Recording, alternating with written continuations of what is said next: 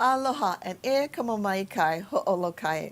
It's my pleasure today to join you and discuss with you the outcome of a report, a 2005 report of the status of black women in American politics.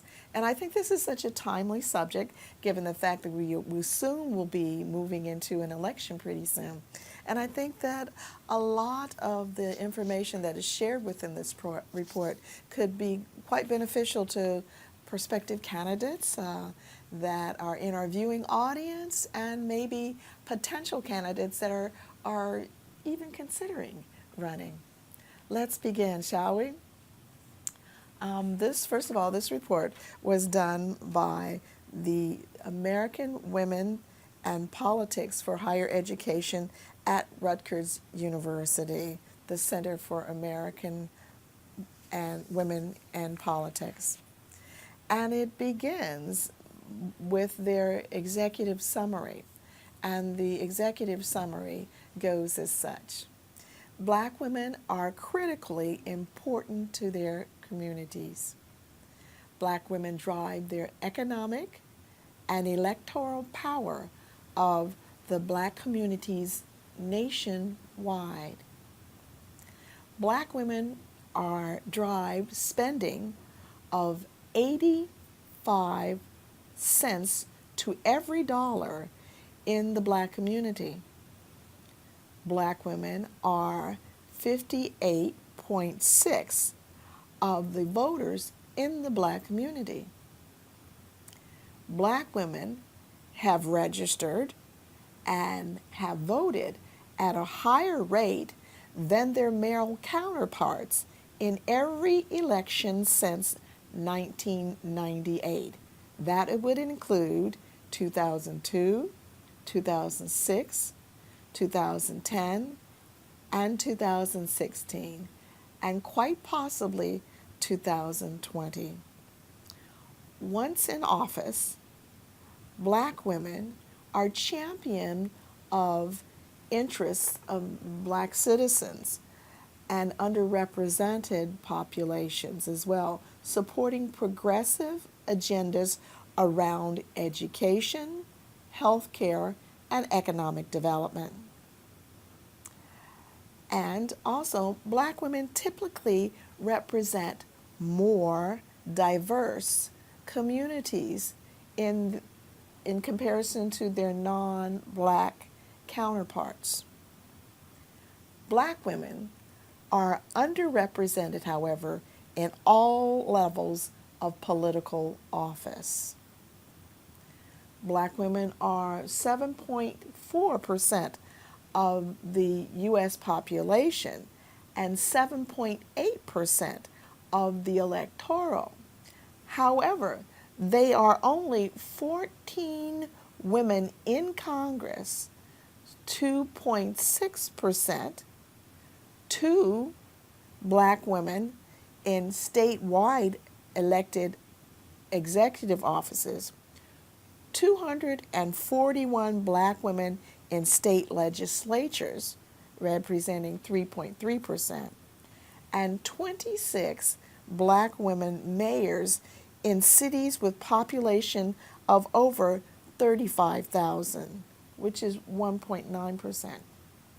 Only one black woman serves as a mayor of one of the 100 largest cities in the United States. Black women are 52.2% of the black population and 58.6% of the black electorate. However, they represent just 34.1% of black members of Congress, 25% of statewide elected executive officials, and only 37.7% of black state legislatures. Historically, however, only 31 black women from only 13 states have ever served in the U.S. Congress. only 10 black women from 9 states have ever served in statewide elected executive offices, and 4 states are still have never elected a black woman in their state legislature. While better representation among congressional candidates, black women are significantly underrepresented as candidates and nominees for statewide offices, and they are often feeders for gubernatorial or even presidential bids. These state nominated statewide offices are often the feeders. So, as we pursue on with this executive summary, there are some realities that black women are confronted with within the political reality. Black women confront distinctive political realities, and here are some of them. Black women face distinctive hurdles in political participation. Black women are less likely to be encouraged to run for office and are more likely to be discouraged from running than men and white women. Let me repeat that again. That black women are less likely to be encouraged to run for office and are more likely to be discouraged from running than men and white women. Black women have to negotiate race and gender stereotypes and the interaction within while running for the serving of these offices. Black women tend to represent less affluent districts and are less likely to be part of the money network, which poses hurdles for fundraising. I think this is important to repeat again, that black women tend to represent less affluent districts and are less likely to be part of that money network, which poses hurdles to their fundraising. Now, you absolutely know that fundraising is a vital part of being elected for any particular official position. And black women also have distinct advantages to candidacy and the office holding. One advantage is that black women's confidence and political experience in their working in their communities and activism has actually contributed to their political ambitions and success. Black women engage and draw multiple communities of voters as well as voters of candidates and office holders. So here are some of the areas that are the most challenging and that in fact need growth. Black women face great opportunities for growth in political voice and representation. Black women engage and inspire black citizens to participate in the political process, acting as role models for black women, other black women to run for office. Black women's representational growth has occurred primarily in the past 2 decades, with the trend likely to continue upward for more black women running. Of the 31 black women who have served Congress, some 24 or 77% of them have entered only since 1993. Of the 10 black women who have served in statewide elected offices, the executive offices, 9 have entered, once again, only since 1993.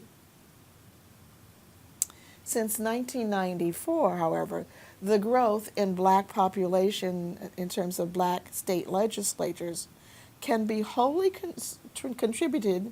attributed to black women who have increased their numbers by nearly 50%. Two black women have served as speakers of the houses of their state houses since 2008. And the first big city black woman mayor was not elected until some 1987. And at least 18 more black women have led big cities in the past 20 years. So when we review this, we find that black women legislative representative growth to date has primarily been in majority-minority districts, leaving much opportunity for growth outside of these districts, which are limited to numbers and vulnerable to legal challenges. As most reliable Democrat voters in congressional, statewide, and presidential contests in recent years, black women have been the political voice, particularly strong influences in Democratic policy. However, the concern is, has that voice actually manifested itself in having more black women elected? The answer is unequivocally no, and this must change. If 94%, 96% of African Americans tend to vote in one particular party, then the numbers of black women being represented in that particular party must double. What the opposite is, or what the opposite option is to change party to have your vote actually represented in the numbers that you have supported presidential candidates, senatorial candidates, and House of Representative candidates as well. If not, then your voice is really not taken as seriously as elections since 1998 have been dependent upon and are going to be dependent upon to the elections in 2020 as well.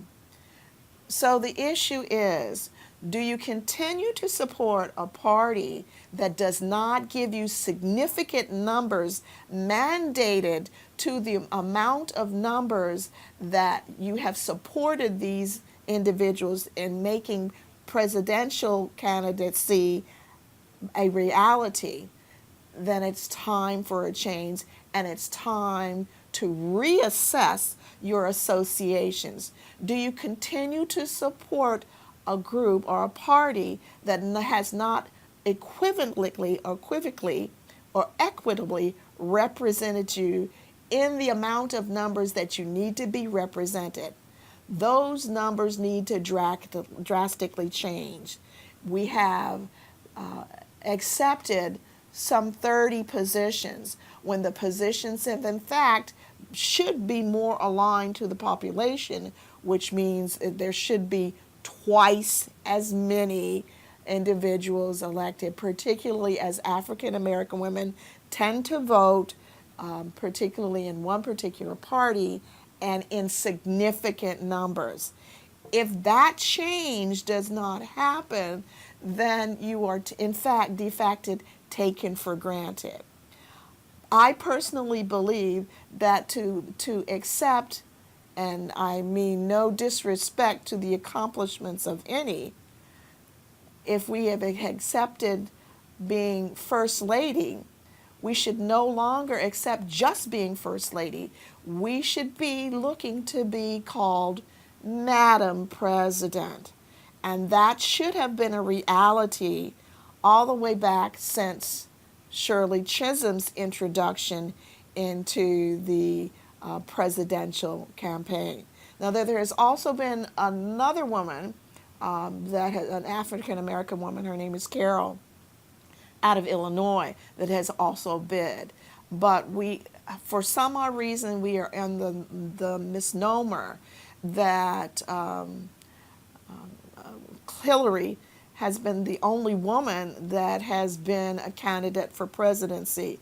That is grossly mistaken. There have been at least 12 women. Don't take my word for it. Read and get involved and really find out, do some self-discovery. There have been in America at least 12 women who have in fact expressed an interest in being the called Madam President in the United States. We need to really be serious. Some of us marched on Washington to the women's movement. And in that march on Washington, there were at least 8,000 women that made pledges that they were willing to run for office. In a two-party system, there should be equally amount of women who should run in both parties. This is not one particular party's endeavor. This is a bipartisan issue, because bipartisanly we make up America and we make America strong. Long has been the time that we have been at the back burner. We have an opportunity to rewrite a script, and that script should be taken seriously. Long has been the time that women have suffered. We're new to the political game. We're new to the political game, but we're not new to suffering. And what we need to acknowledge as women is that another woman from another party is not your enemy. A woman is a woman, and the advantages will be not only for women, but for all America in embracing women in the full capacity of being elected as an official for not only local government, but also state government, congressional government as well. And we need to really be serious about these issues. When you look at another woman from another party, she is not your open enemy. We need to define what our issues are and do bipartisan collaboration and cooperation for the betterment of women, for the betterment of the next generation of female children, and for the betterment of the United States of America that we all hold dear. Let me continue on just a little bit further with some information. When a woman usually runs for office, one of her primary issues of being a successful candidate is finance. We can review the cliche, there's no romance without finance. And that is particularly important when a woman embraces the idea of political candidacy. That is a make or break issue for women, particularly women of color who, as I shared with you in our report, tend to represent areas that are less affluent, not less important, not less concerned about issues, simply less affluent. So I need other persons in the community who can identify candidates to be able to be willing to assist them. First frontier is to be trained. First frontier, once again, is to be trained. Now, I know that we have already established, women have already established a reputation for involvement in community service, and that's a good thing. That's a stepping stone into embracing our political concerns. But women candidates tend to be a little bit different than our male colleagues.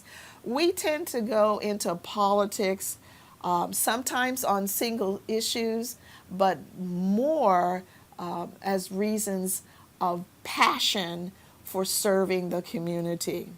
And that's why most women embrace political service. It's not that they're attempting to seek popularity, or vanity. It's the fact that they have a passion to be called to service. What you do to the least of me, you do to me, as I will quote scripture. But I think that this coming election is a crucial time for America.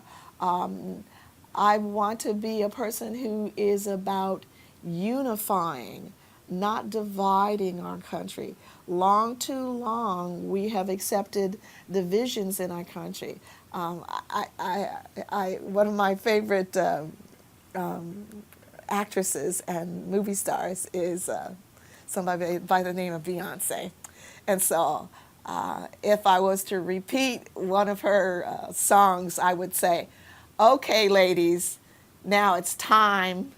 Okay, ladies, now it's time to get information. We need to get information of being supportive of each other bipartisanly. We need to be supportive of each other in raising funds. One of the things that distinguishes women as compared to our male counterparts is that oftentimes we think we're not worthy, and we usually have to be invited to run. That simply is not the case with our male counterparts. Our males decide, okay, this is something that I want to do, and that's what I'm going to do. I'm going to go for it. But women tend to be a little bit coy, and they want to be asked. Well, my fellow Republicans and Democrats, I want you to know that you have now an open invitation by Sister Soldier to go ahead and run for office.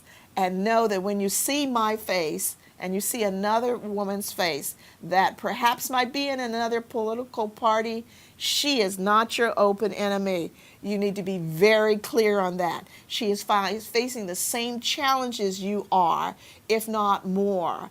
And when you see her, you should embrace her with commitment, with support, and with sisterhood. Now, I know that this is something radically different, and I'm probably going to catch some heat related to this.